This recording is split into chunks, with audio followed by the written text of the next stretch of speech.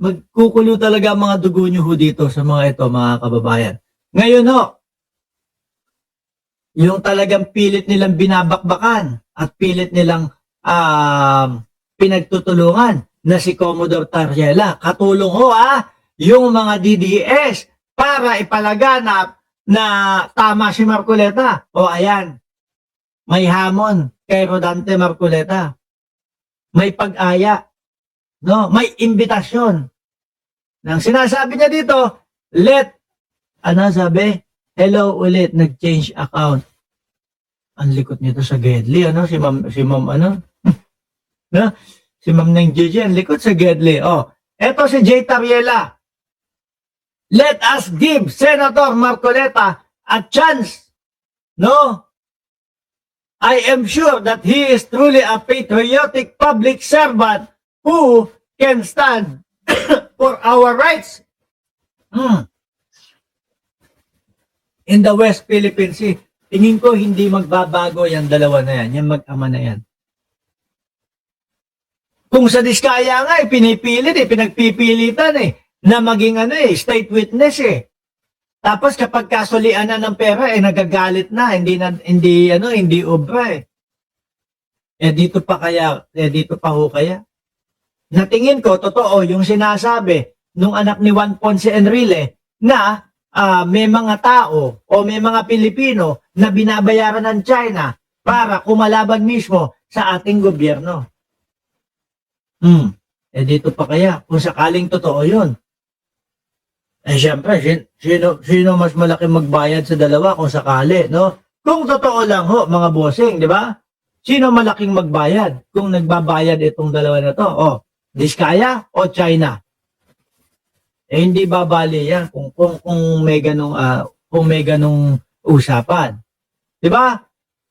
Sabi ni Durano, Kobe, Sir Mark, hindi natin pwedeng i-give up ang KIG, pero si Marcoleta pwede nating i-give up, no? Sa China, sang-ayon ako doon. Ibigay na natin to. Itong dalawa na ito, no? Ay, alam niyo ho, mga kababayan, nung sinilip ko yung mga comment section, nakita ko meron na ding mga DDS na hindi sumasang-ayon dito kay Rodante Marcoleta no? Sabi nila, hindi ko alam kung bakit ko binoto itong mga ito o ito. I suggest that the good senator join the MDA flight at the Kalayaan Island Group in the future. O sana nga. No? He does not have to worry. I can arrange it. And would be happy to join. Ay, hindi. Takot yung mga yan. Duwag yung mga yan. Mga DDS pa. Di ba, ang lagi nga nilang sinasabi, tayo daw po ang ipambala. O yung mga pro-Philippines daw ang ipambala o ang ilagay doon sa mga harapan, tumungtong pa ho kaya yan. Doon sa lugar na iyon. Kabado yan, takot yan. Baka, nako, kung pupunta doon sa Kalayaan Island Group si Marcoleta, baka po pagsisipain niya ng mga mga nakatira doon. Alang yaka, proud na proud kami maging Pilipino. Gusto namin nakasama ng Pilipino. At nandito na kami, naninirahan, matagal na. Tapos gusto mo, i-give up kami? Baka sipain ng mga Pilipino pa yan palabas nung ng isla na yun bakit hindi? Kung ako, nandun, nakatira ako. Tapos maririnig ko sa senador ng Pilipinas na ganon. Isusuko yung isla. Hindi niya po pwedeng pabalik-balik na rin yan, mga bossing, at hindi niya mapapaniwala ang ibang Pilipino na suggestion lang or kung whatever lang yung sinasabi niya patungkol doon sa Kalayaan Island Group, no? He does not have to worry. I can arrange it and would be happy to join the operation as well. I am sure that the people of Pag-asa will be happy to welcome Senator Marcoleta. Ewan ko na. Hindi ka sure dyan, Jay Tariela. Uy! Hindi ka sure dyan. Lalo na gano'n yung marinig nila dito sa mag-amang Marcoleta. Ano? Baka mamaya kulang yung dala yung para bantayan si Marcoleta. Nabuntal yan dyan. Yari pa. Di ba? ikaw pa mananagot dyan, Boss J. Tariela. Hayaan nyo sila. No? At malabo na maintindihan ng mga yan. Dahil po, bulag sa katotohanan niya mga yan. Pero mo, ilang beses na siyang kumambyo pagkausapan pong West Philippine Sea. Nakadalawa na, di ba? Sabi ni Mark Estacador, nagagalit na nga LGU ng Kalayaan eh. Oh. Ilang beses na, nakadalawa na ho, mga bossing. Parehas ho yan doon sa panahon ng dating Pangulong Duterte. No? Yung may pinapakalat sila na Pilipinas, ng China. Pilipinas, probinsya ng China. Di ba? Pinapakalat nila dati yon. Naniniwala ho ako. Mga DDS at ang mga Duterte ang mga nagpapakalat ng mga gano'n. Pilipinas, testing the water nila yon.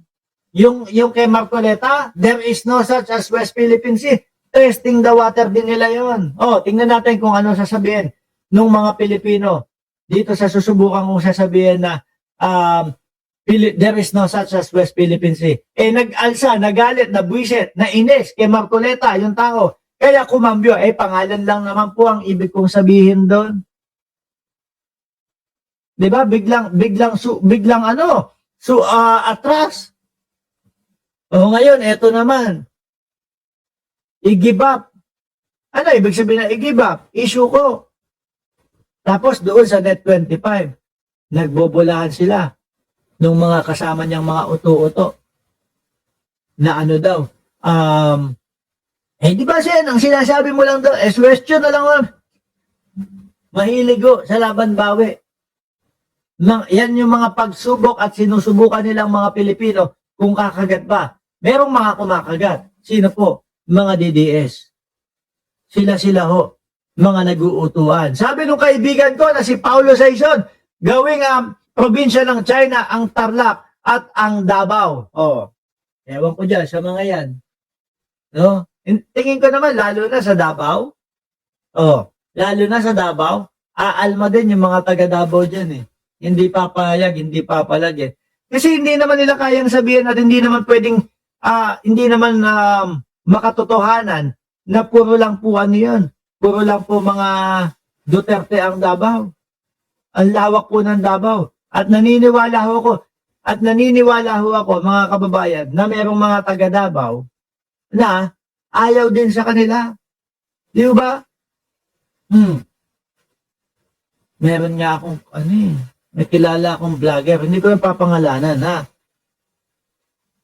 Kaya lang daw naging DDS vlogger kasi taga Davao eh. Ano ibig sabihin nun? Siyempre, baka mapag-initan siya, kalugar nila, tapos nandun lang, malapit sa lugar nila. Diba? Tapos babati ko siya sa mga Duterte. Yan lang ho yung chismis-chismisan.